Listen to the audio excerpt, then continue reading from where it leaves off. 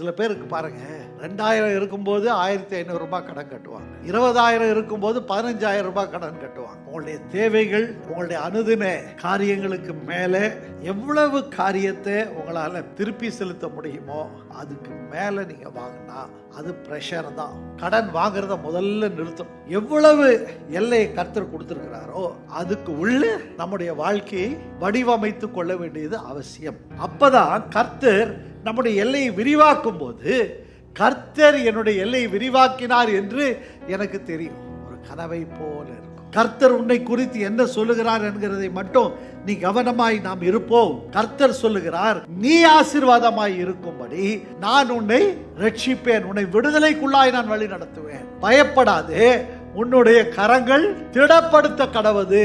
எந்த சொந்தம், எந்த பந்தம் உன்னை கரிச்சு கொட்டுச்சோ அவங்களுக்கு நீ ஆசீர்வாதமா இருப்ப. 2 கொரிந்தியர் 9வது அதிகாரம் 8வது வசனம். இப்ப நீங்கள் அப்படிங்கிற இடத்துல நான் சொல்லுங்க, இப்ப நான் எல்லாவற்றிலும் எப்பொழுதும் சம்பூர்ணமுடையவனாய் சகலவித நற்கிரியைகளிலும் பெருகிறவனாய் இருக்கும்படி தேவன் என்னிடத்தில் சகல கிருபையையும் பெருக செய்ய வல்லவராய் இருக்கிறார்.